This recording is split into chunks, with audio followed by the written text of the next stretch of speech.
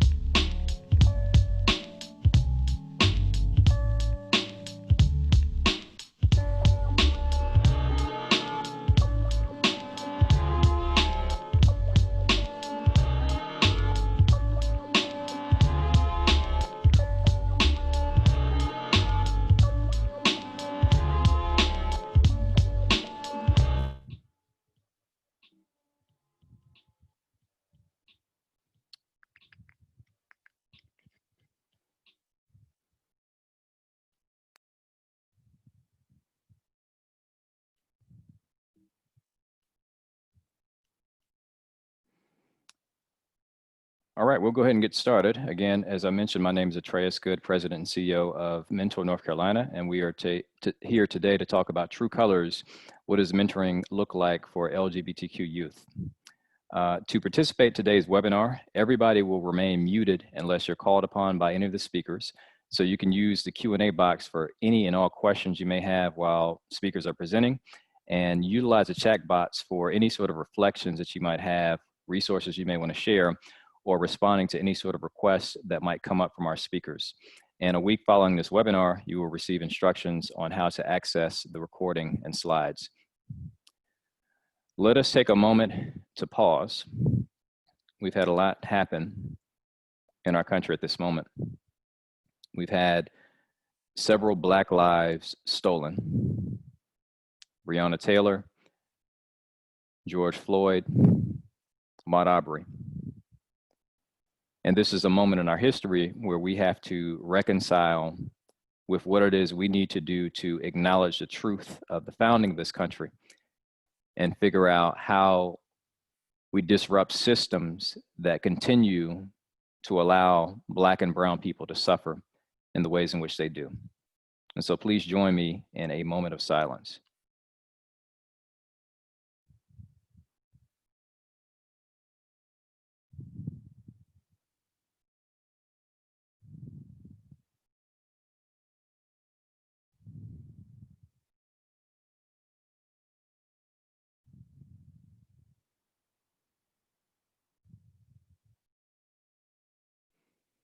Thank you.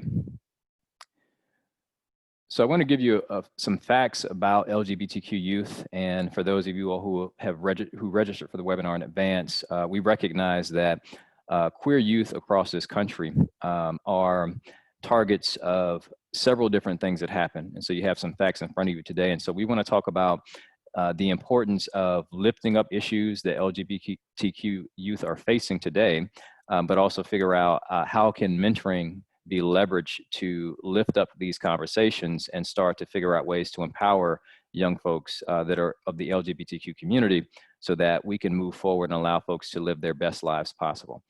To help us in that conversation, I am excited and happy to have my colleague and someone that I've looked up to for a very long time, Dr. Tori Wiesen-Certain, who's the Executive Director of the Youth Mentoring Action Network and the author of Critical Mentoring, to really allow us to have this conversation in such a way that I think is going to be special. And so I will stop sharing my screen and we can see everybody's faces. All right, so it's on you, Doctor. Thank you so much. First of all, thank you for having me. Thank you for the kind introduction.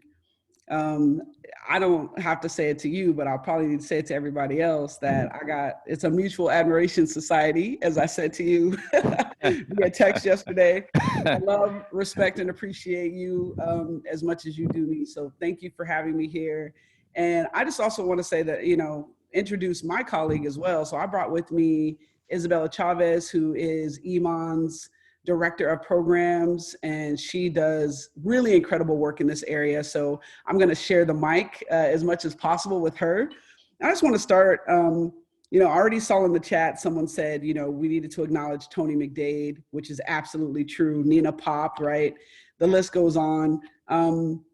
And I don't fault you for not naming them. I think, my response, to the chat is one of acknowledgement, thankfulness for calling us in, but also that there are so many names. There are too many names, right?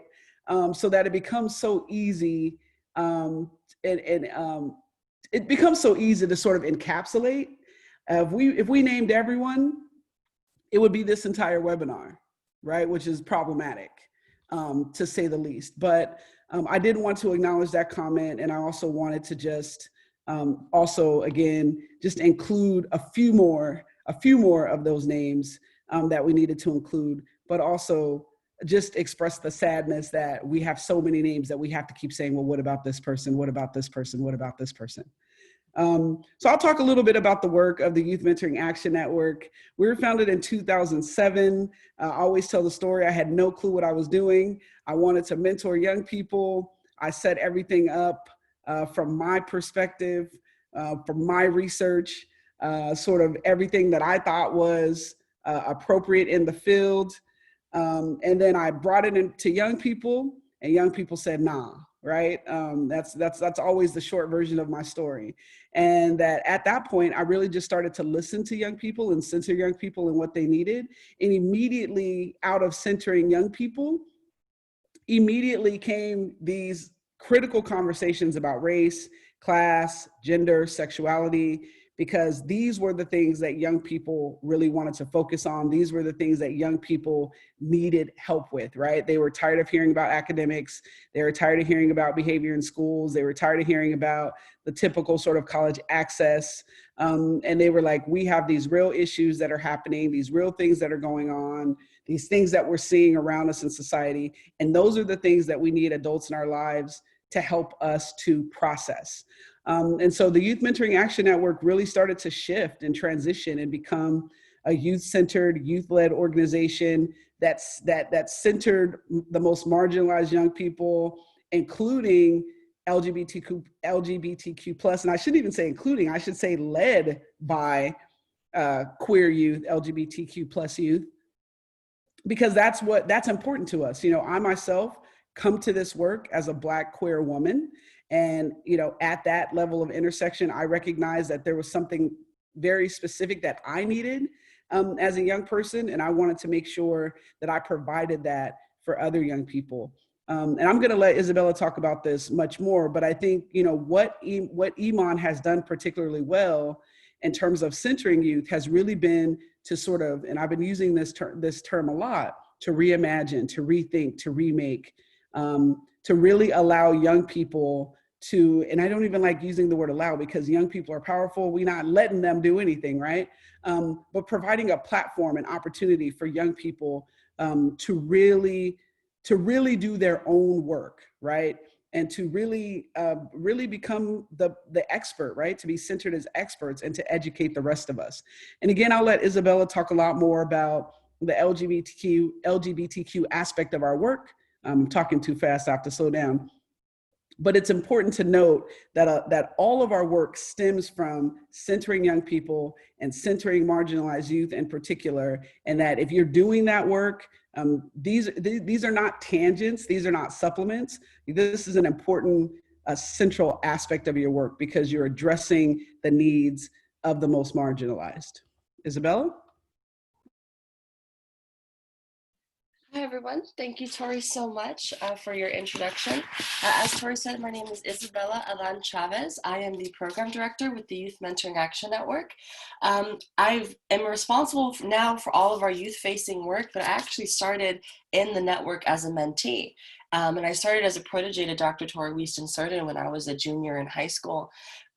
Actually, one of the first projects that we ever did together was an LGBTQ, at the time, in-person workshop in which Tori just sort of engaged me and asked me, hey, what do I need to do to support you? What do you think that your community needs in order to gain support? And it really opened my eyes to the type of work that I could be involved in. And it opened my eyes to thinking about my community more critically. And when I say my community, I feel like it's important that I mention, my position to power, my position to marginalization. I am a first generation trans Latina living in California. I have had the blessing of being able to go to college. I attended the University of California, Riverside. And I say all that because that's going to become very important later on when we start talking about language and we start talking about power within our community. But Tori and I, we developed a LGBTQ workshop and we opened it up to the community. And what we found was a very diverse group of people showing up. We had parents showing up, mentors, just everyone really wanted to know more about the LGBTQ community. And that was really my first experience of what critical mentoring can look like and what having a mentor who was critically examining the context that I live in could look like for me. And so really, I don't think that I would be here today if I didn't have a mentor who was queer, a mentor who could engage me in conversations around my identity, empower me to do more for my peers, empower me to become a leader and an advocate for our rights. And it's just really just made me so passionate about this work and so passionate about organizing. And it's really helped me to get in the room into a lot of places that I probably couldn't have. And I think that as we do these trainings and as we do workshops really now all over the country, I always bring up the critical interrogation of context piece. I always bring this back to mentoring because truthfully, when we can't speak about serving LGBTQ youth if we're not also talking about their positions to power, if we aren't also talking about the complexities of their identity outside queerness. And I'll use queerness interchangeably with, LGBTQ status. That I know that word queer is reclaimed by some and not claimed by other. I personally use it as a reclaimed word of power. It's also a word steeped in academia, so I hear it a lot in academia in my classes, and I hear it in research, and I read it in research. So so that's just a little bit of what critical mentoring and what a mentoring relationship did for me as a queer person. And I'm really looking forward to hopping in and truthfully growing with y'all, experiencing the growing pains that come with engaging in these sometimes difficult conversations. And I want to encourage y'all to be vulnerable with me today, because the only way that we're going to be able to better serve LGBTQ young people is if we do the work ourselves. So thank you. Thank you for that, Isabella. And Atreus, I know you have questions for us, but a couple of things that I want to center just as part of this general conversation is the sort of whiteness around queerness. And I want to say, immediately that when we are talking about LGBTQ plus youth, when we are talking about, and I say we as an Iman, when we are talking about queer youth, we're talking about the range of those folks, right? Because sometimes, and I think our queer movement has done this, and it's been harmful for queer adults, but also very harmful for queer youth. We have centered white queers. And as a result of centering white queers in particular, a lot of our young people have not sort of come to, they haven't been able to really wrap their head around or grasp queerness for themselves because they have not seen very prominent examples of queers of color. Of course, that's changing very much. I tell a story in one of my books, or in my first book, about a protege that I was mentoring that was a Black male who couldn't quite wrap his head around identifying as queer because Black people aren't queer, right? He was strong in his Black identity. I'm a strong Black man. I'm about this. I'm about that life, so to speak, right? So all the messages he was getting around him was that he couldn't be that and queer, right? And again, that was maybe not even 10 years ago, and a lot of things have changed, right? Around that. A lot of things have changed around that, but I think that that's still there. That's absolutely a part of some of the issues that are happening with queer youth, especially, again, our more diverse set of queer youth, is that they're saying, I don't want my queerness to be wrapped up into this white identity. I don't want white queerness to be centered, right? I want the fullness of who I am as a Black person, as a Latinx person, as an Asian person, and have my queerness as well, right? So I wanted to make sure that we were rooted in the idea that queerness is diverse too. And I also wanted to make the point that's sort of a critique of the larger LGBTQ community, or maybe the white LGBTQ community, that in our attempt to earn marriage equality, we centered white queers. We centered cis, sort of normative, right, ideas of queerness as much as we could. The idea was that we were trying to prove to the greater population that we were just like them and that we deserved marriage equality as well. But the effect of that was that we were telling other folks in our community, queer folks of color, trans folks in particular, we were telling them that we didn't want them to be the visible part of our movement, right? And so again, that I think we have to put some of that in context too, to recognize that that's impacted a generation of young people and their own sort of queer identity. And Isabella, I don't know if you want to say anything about that, but to me, that's a very important sort of newer history that I think puts things into context, and that helps us sort of wrap our arms around the diversity of queerness. Sure. And you know what, I'll just add to that. While you're saying that, I see in my head the video of Sylvia Rivera, who was one of the street trans action revolutionaries, and she's at a gay liberation front march and she's screaming at the crowd saying, why are you leaving out trans folks? We're the people who are building this movement. We're the people who are being the most affected, and this is way back. She's telling them, you're leaving out trans folks, you're leaving out folks who are experiencing poverty and homelessness in an effort to push a certain agenda, and to push an agenda that only serves a part of the community. And she gets booed off the stage.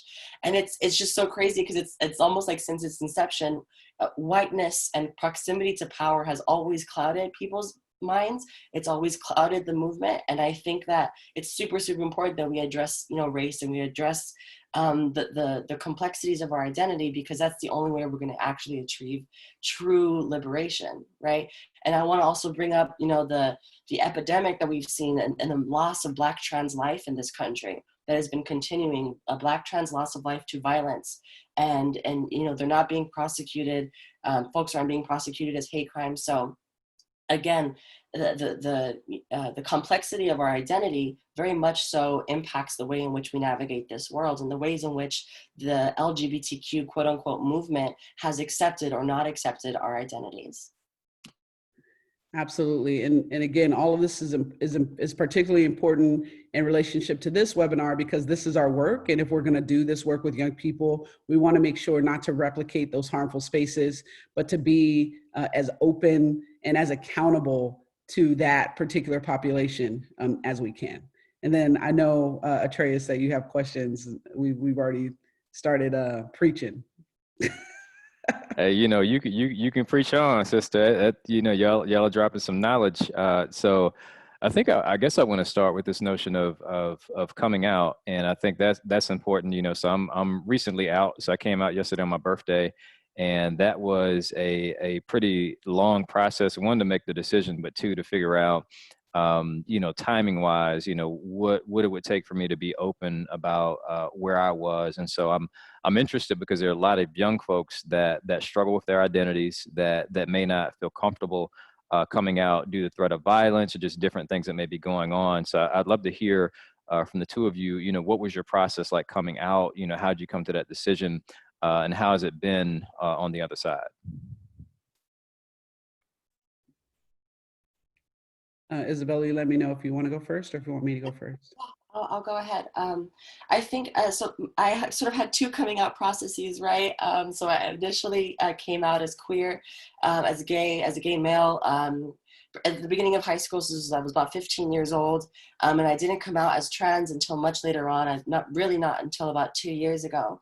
But I think, and I've navigated that in a very difficult way because you have to come out in so many places.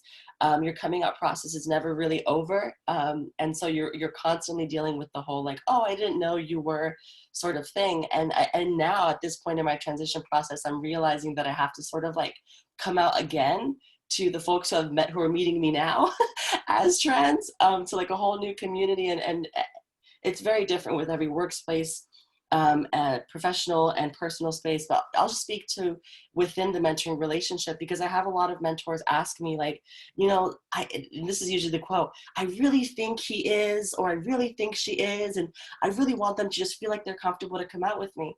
And I have to check them a little bit and say, we can't privilege ourselves with that personal information and that process of young people, right? And what we're doing when we say that is we're saying, I should have the privilege of you coming out to me.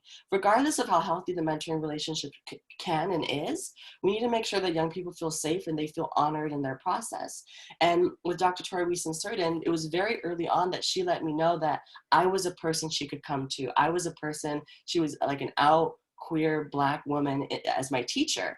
And part of the reason why I felt comfortable coming out to her is because she displayed to me that she could be that mentoring support. She could be that caring, compassionate adult in my life that I could come out to. So rather than her sort of saying like, oh, you're gay, come with me, it was more of a, I'm here if you need me. Just know that these are the obstacles that I'm facing. And it really opened up that relationship. And that's the recommendation that I give to so many of my mentors is just, make it known that you are that person, and know that if you do a good job at creating a healthy, safe environment for that young person, they will come out to you in their time. So that was a little bit about my processes of coming out. Thank you. Yeah, I think mine didn't feel, mine felt complicated, but it felt, especially now because I've been living out, I think for longer of my life than I was sort of in the closet, like at only 38 years old, that's what I am now. At 38 years old, I feel like, I've already been married for close to 15 years, right? And so like, I feel like most of my life has been out. I think in high school, I sort of struggled. And I think most of what was happening to me in high school wasn't any pressure. It was more just confusion. I just wasn't sure. I didn't know. I didn't understand. I didn't have a lot of models around me. And so the sort of feelings that I was dealing with just didn't make sense, right? So I had to do a lot of sense making. And in college, I started to do that, sort of sense making. And I remember talking to a mentor and saying, I think I might be, gay. I don't know. I'm not sure. And she was very open about it and just basically encouraged me to explore, explore your identity, explore your sexuality, see what it means to you, which some people think is weird or bad advice, but I think it was probably the best advice that she could give me, because it basically said, it doesn't matter, right? And not in a discounting way, but in a way that was like, I'm not judging any of that. Like, you're still my protege. I still love you. I still very much care for you. And I actually I care enough about you to say, how can I support you in figuring out what that is, right? And so she was just encouraging me, to learn about myself. And so when I did come out in college, I was actually pretty secure by that point, because I had gotten the advice to explore. Then that's exactly what I did. I just try to learn about myself and try to figure out who I was and what my identity meant to me, right? And so I came out and early on in college. I think it was like sophomore or junior year. And then I was pretty much sort of living my life at that point. Not that there hadn't been challenges, right? Not that there hadn't been sort of conflicts or things like that. But I think, again, that now at this point, I've been living out more than I've been living in.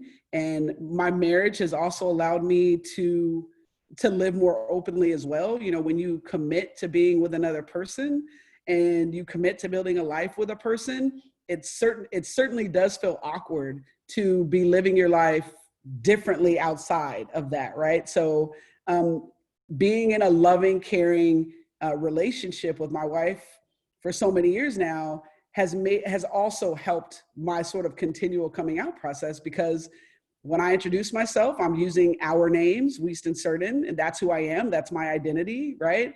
When I'm out in public spaces, this is my wife. This is us. This is where, we do this work collectively. We do our lives collectively.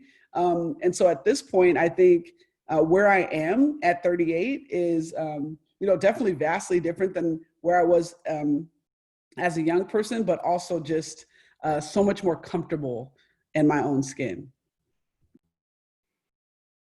Great, thank you. Thank you for that. So there's something, and both of you all are likely familiar with the Elements Effective Practice for Mentoring, and it focuses on 6 key standards that mentoring programs would need in order to operate high quality mentoring programs. But what I want to focus on is training.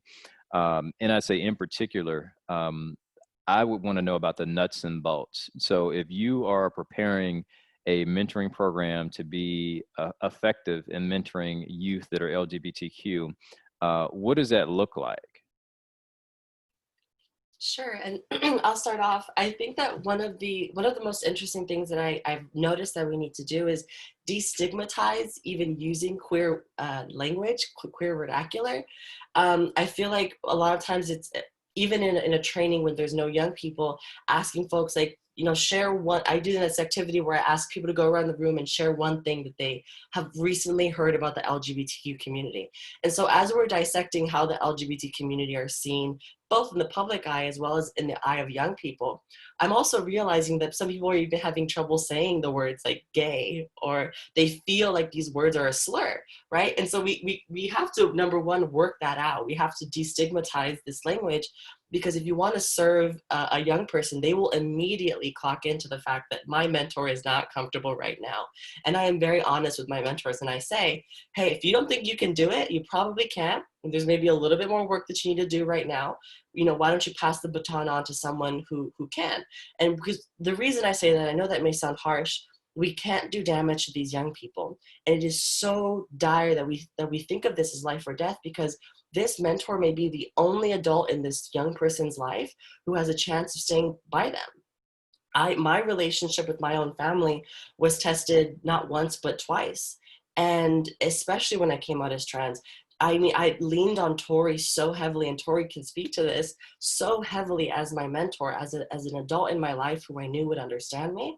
And if I didn't have Tori, and if Tori wasn't able to be so comfortable and confident discussing, issues of my gender and my sexuality, that would have caused a lot of trauma, because that would have been yet another adult that I leaned on that had not been there for me.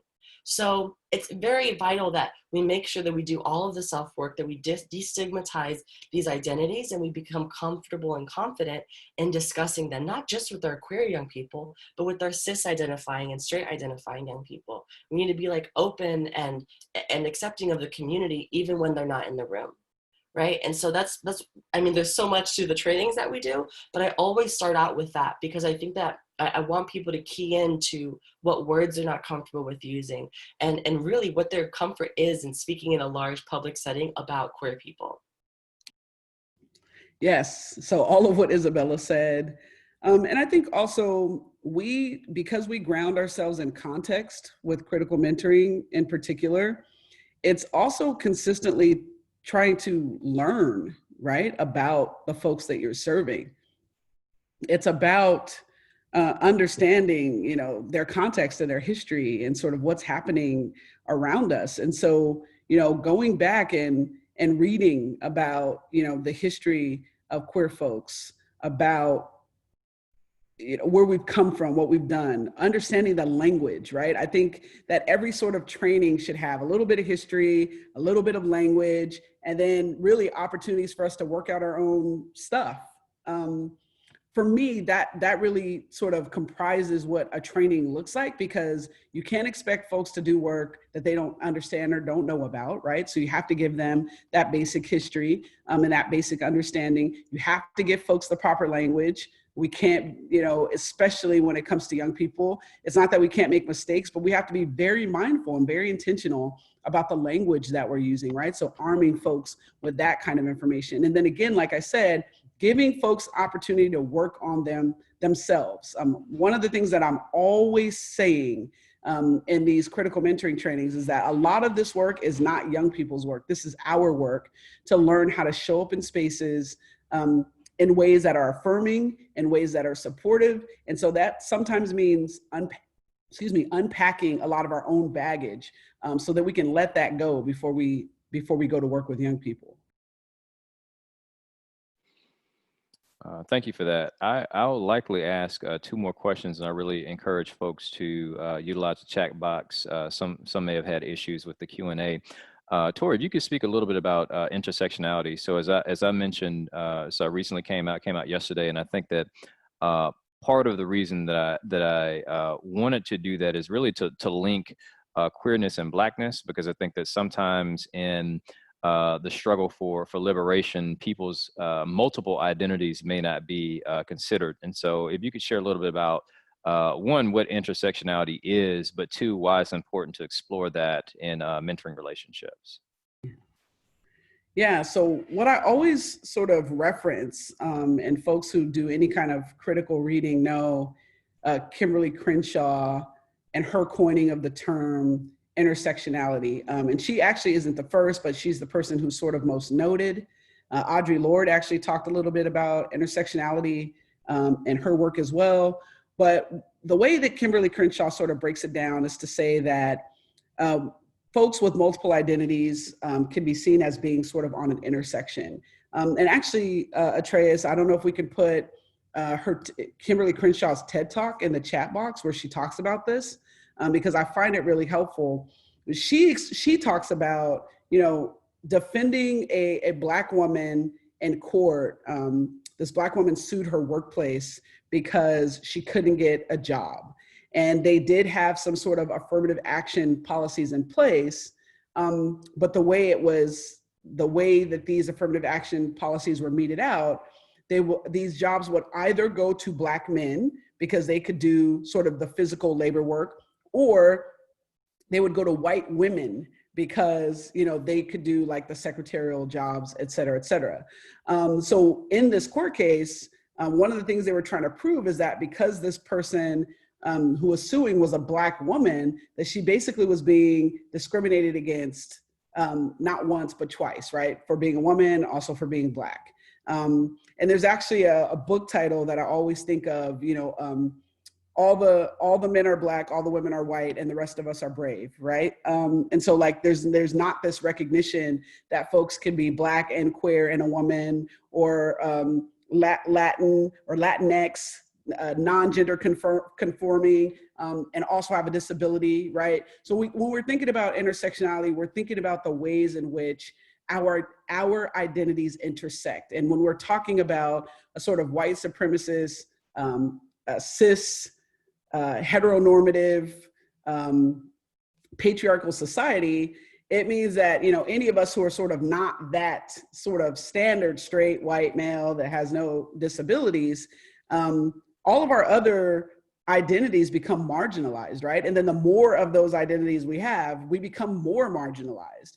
And at any given point, I always give the example of when I enter into a space, I don't know if folks are looking at me as a Black person, if they are sort of looking at the performance of my gender or my sexuality, if they're looking at different aspects of my identity, right? So when we talk about intersectionality, we're really talking about, and this is why I always reference like the most marginalized among us, we're really talking about the identities that are marginalized by sort of standard hierarchies in this country and all over the world. And we're talking about looking at how those things combine, right? How they, again, using the word intersect.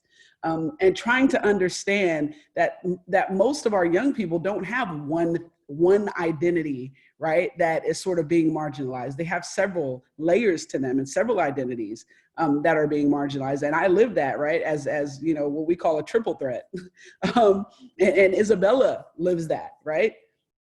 So I think just really recognizing that we're not just talking about one thing or another, that liberation movements have to be intersectional. They have to include everyone. They have to include all identities. And also recognizing the power of that, right? Because if the folks who are the most marginalized among us are cared for, then then those of us who are more privileged are gonna be okay too. All of us are gonna be okay when we care for the folks who are most marginalized in our society. Isabel, I don't know if you want to say something about that. Sure, yeah, echoing everything that you said. I'll put this in the context and a quick example of the recent protests and marches that have been going on. I follow a lot of Black trans content creators, Black trans influencers, and many of them have expressed the fact that they don't feel safe going to these protests. And in fact, last week, a video of a very young Black trans woman was circulating on the internet of her being beat by, truthfully, a mob of people. And so this conversation opened up about the fact that, you know, as Black trans women, of course they wanted to be at this marches. Of course they want to support the Black Lives Matter movement, but they're also, you know, shedding light on the fact that they're experiencing transphobia within their Black community, right? And in particular, trans misogynoir, which is a rather new word that has recently come out to describe the specific oppression being faced by Black trans women, right? Who they're experiencing the transphobia, they're experiencing misogyny, and they're also experiencing anti-Blackness and racism, right? And so, as Tori just said, when these movements become more inclusive, when our spaces become more inclusive and cognizant of different folks' relationship to power, that's the only way we're going to move forward. But yeah, so I just saw that the word intersectionality and the intersections of our identity and our oppression carry into literally all of our aspects of life, even into activist spaces in which we might hope that there might be a little bit more of like an accepting inclusion sort of area, but not always, right? And so so yeah, it's always important that we bring these folks to the table and we let them check us, and we don't stop their anger because they are angry because they have been kept out of spaces forever. Right. And so we allow them to check us. We allow them to move our movements forward in a direction that's more inclusive of all individuals. So yeah, great question. Love that. Thank you. So one more question, and then we'll go to the audience. And I think this is important. This notion of gender identity. So J.K. Rowling from the Harry Potter series had said some pretty disparaging remarks regarding the notion of persons who menstruate and what that means. And I think it's important, at least for me, the way that I look at gender identity, I think a lot of folks misunderstand what that actually means. I think they misinterpret the difference between gender and sex, which then creates spaces where folks can be erased just based on what society says a certain person should show up as. And so if you all could talk briefly about just why it's important to understand gender identity, how that shows up, to make sure that folks are able to show up as they truly would like to be seen. Sure. Yeah, there's always so much work to be done. I mean, I found that this is probably the most difficult conversation to have because we need to explain to folks that our lives are gendered in almost every way. And it's truthfully not until you start questioning your gender identity that you start to find all of the ways that our lives are gendered. You know, we talk about mentoring programs and I speak in schools and, you know, talking about the fact that places like locker rooms are places for violence, especially for gender nonconforming or trans youth. The fact that things like, you know, even graduation ceremonies and sports teams are places of violence and places of exclusion, specifically for gender nonconforming and trans young people. And it's almost as if the wave of the inclusion of queer folks has been the latest for folks who are, again, gender nonconforming or trans. And so, yeah, so thinking about these identities critically and spending the most time is something that, like, I do spend a lot of time on. I think that as we said earlier, like, no young person's identity of their gender does not exist without their race, and their ethnicity also. So, I don't just identify as a woman, I identify as a trans woman, right? And beyond that, in spite of the erasure that, is being put out by so many individuals, I still occupy this space and I still occupy this status. I will say that something that I do advocate for a lot is, trans women fighting for, women-led spaces, fighting for spaces in which women can talk about, issues regarding their genitalia, issues regarding, menstrual cycles or whatever. I think that it's important that we not see these as not inclusive spaces, but we see these as spaces that need to happen that maybe trans women don't really have a voice in right now, right? So sometimes we need to sit down and make sure that we allow for cisgender women to also occupy space with us, right? Just talk about the bodily needs or the rights and autonomy conversations that need to happen. So I'm mostly going to center Isabella's voice on this one because it's her experience. But the one thing I want to say to cis women is stop. Stop.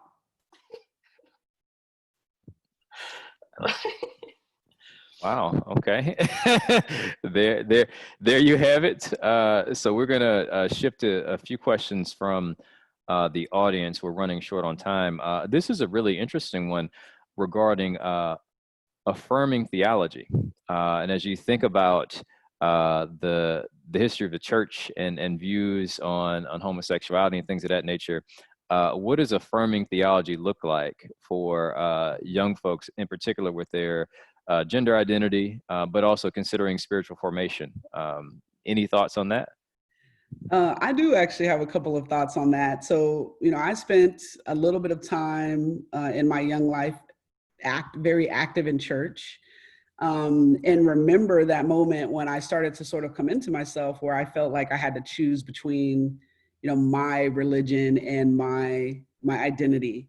And I remember really wrestling with that and being, sort of hurt about that. And, of course, as I've gotten older, I definitely look at religion and spirituality much differently than I did then, but it was very harmful to my own identity formation. Being in church was harmful to my identity formation because I was just hearing so much negative messaging around queerness and what it meant to be queer and how sort of anti-God it was and anti-Christian it was. And so I definitely think that there is a role to be played, that there are folks, all folks, right, across all sorts of identities that have a spiritual foundation and a spiritual base. Really, the work is for the religious community to decide, how they're going to show up in affirming queer folks, right? And what kind of spaces they're going to create in affirming queer folks. Queer folks have spiritual identities, right? They have affiliations with religions. They've, and I can't speak for all of us, but I would say we traditionally feel like we have to choose because we're not welcome in those spaces. God hasn't changed or shifted for most of us, but the community that sort of represents God, right, is what is either welcoming and affirming or violent, right, toward us. And so I think about, the concept of radical theology in particular, which again, the intersections here, radical theology for me is just as important as a Black person because I don't believe in a white Christ, right? And I don't believe in a white God. And I need to have a spirituality that represents my Blackness, right? And that doesn't sort of accept colonialism and slavery and sort of all of those terrible things that, white Christians have used Christianity to justify. So I think about, really looking closely at radical theology and the ways that we can connect our spiritual practices with affirming every single one of God's folks, right? And I think that that's what's most important, but that's a call to action for religious organizations. That's really not a call to action for queer folks, right? Like if God is who we believe in or whatever spirituality we choose to sort of ascribe to, that God is God for us. It's really the community, the religious community that sort of needs to get its life. Sure. And I'll just start off by saying I am Catholic. I did attend Catholic school, pretty much all my life. And even after coming out and even realizing my queerness, I still did attend the church, my community church. However, when I transitioned, I wasn't able to then go to my church that I've been going to since 4 years old, because, my trans identity isn't something that I can take off. It's not something that I can hide. I will always occupy that space with people who have known me since I was a child as a trans person, right? And it's something that even in my own family has had difficulty with, much less, complete strangers in my faith. And again, like Tori said, my faith has been weaponized against me, right? And folks are constantly very confused when they start reciting Bible verses to me, and I can recite them back. And that's a place that I do like having these conversations with other folks of faith, because I know that oftentimes the intentions are good, but good intentions, as Tori said, are not enough, right? We need to see action. We need to see y'all checking one another. We need to see y'all showing up for the events and showing up for our rights, right? And that's not to say that it's not happening either. At the Pride marches that I've attended, at different spaces in which queerness is being discussed, I've almost always seen people of faith. I've seen people of color being very proud of their faith and proud of the ways in which their faith has helped them navigate the oppression that they face as a queer person. So I think that there is a lot of work to be done there. And I think that queer folks are ready. We're ready. We're already spiritual. We're ready to go back to church. We're ready to, experience worship or experience our spirituality alongside our brothers and sisters. But we just need to be accepted, and we need to make sure that our faith isn't weaponized against us. So here's another question from the audience, and this may be the last one. So, and I think it's interesting because we're slowly getting to a space where we can have conversations about racial equity and things of that nature, but still are not far enough along when it comes to having clear and honest conversations about issues that are impacting the LGBTQ community.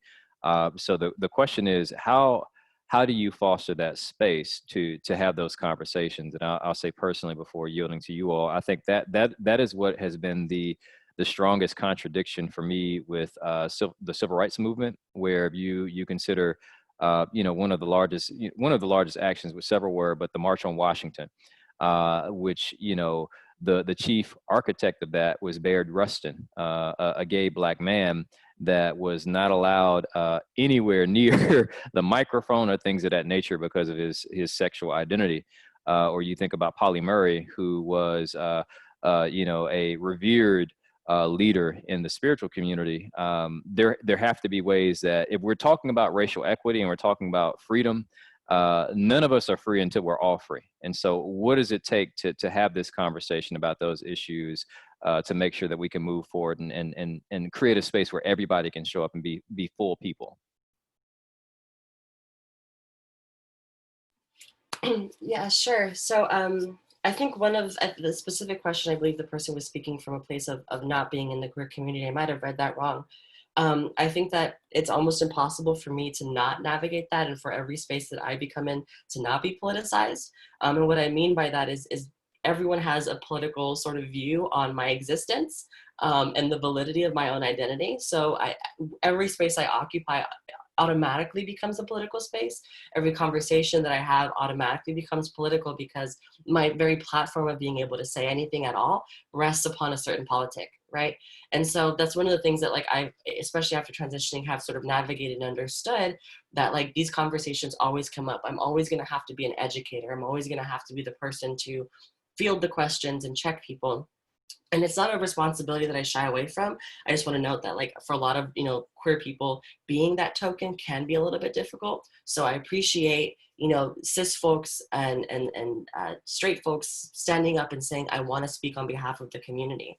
I always say, bring us queer folks in terms of planning, give us voice, power, and choice over the process and language that's used, right? And so I think with yours, you were talking about, in the question that was in the chat box, was speaking about local government. Local government is very, very slow moving, and the folks there are oftentimes very much so vested in the current institutions. One of the things that that I've seen work in terms of city council meetings and things of that nature is folks of the queer community standing up and speaking, letting folks know that their constituents are also queer, you know, letting folks know that small business owners and everything are also queer people.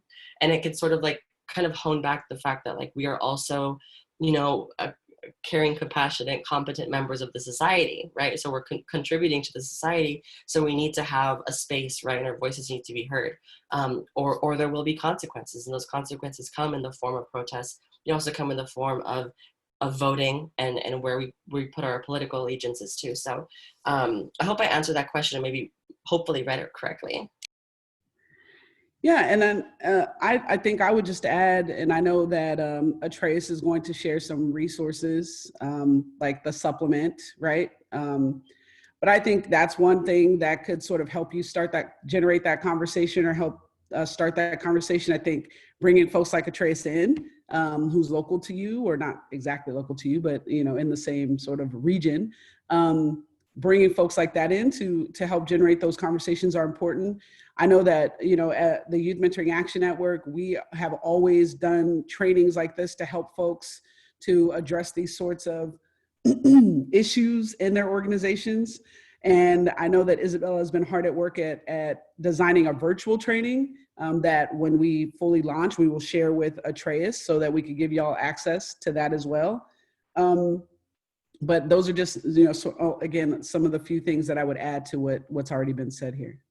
Resources are out there. I would also say GLSEN is another powerful source of information to help generate these conversations. They have a lot of statistics on their website. They release a report that helps you understand, you know, how queer students are being impacted in schools, which helps you have a wider conversation about what's happening with queer youth more across the board. So those are all things too that I would share. And I'll put, oh, they're already doing it in the chat box, but yeah, those are places that you can definitely visit. Okay, this is the last question, and then we'll transition to resources. So let's look to the future. If you had a magic wand, what would be the future of youth work specifically for LGBTQ youth? What would that look like? What communities, how would they be structured? What would that look like? Gosh, and you know what? I have to know also that there is actually, what I've noticed is a little bit of a disagreement between folks that are in the queer community. There is a really passionate movement for a little bit more of like an assimilationist sort of view of everything, where it's like queer people become just like straight people and no one ever has to come out because we're just like the same and our marriages are the same. But there's also another movement of people of queer folks that say, no, we're different, right? If you look at the art that we've created, if you look at the movements that we've started, we've been everywhere. We have to embrace our queerness. We have to embrace the beauty of our differentness, right? But that doesn't mean that we don't exist without our rights. And that doesn't mean that our spaces don't need to change to accommodate us, right? And I would say I'm probably a little bit on the latter. You know, like my differentness is what makes me stronger. It impacts my identity, and it's helped me see other marginalized folks, and it's helped me see them, recognize them, and fight for them. So yeah, so my work is just removing these systemic barriers so that we can get to some equity. And especially for folks who have been experiencing violence and marginalization for years, more importantly, justice, right? For the years of systemic oppression. But thank you for that question. Man, for me, it's all about all of us being free. It's about all of us being able to navigate spaces as our full selves, to feel safe to do so. It's about, you know, full and total liberation, right? That we just, and I have some background, I got my outro background music. It's my clock, so sorry about that. But it's about all of us being able to completely show up in spaces as we are and be loved and valued and affirmed. That's what it would look like. And I want that more than anything for young people, especially because they are the next generation. They are who are going to sustain us as we move into, you know, another realm, right? As we reimagine and we remix and we rebuild. So I want young people to have that as much as possible. I want them to feel so much liberation in our spaces that they're like that they begin to create a next level of liberation for the young people coming behind them. And so again, for me, I want to encapsulate my original point that We can show up our full selves in spaces, be loved, valued, and affirmed.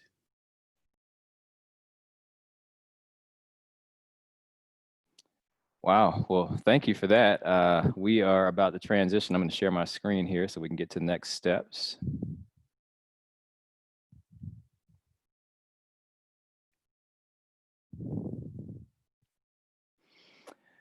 So as mentioned, there are several resources that exist. One that I'd like to point to is the Elements of Effective Practice for Mentoring LGBTQ supplement.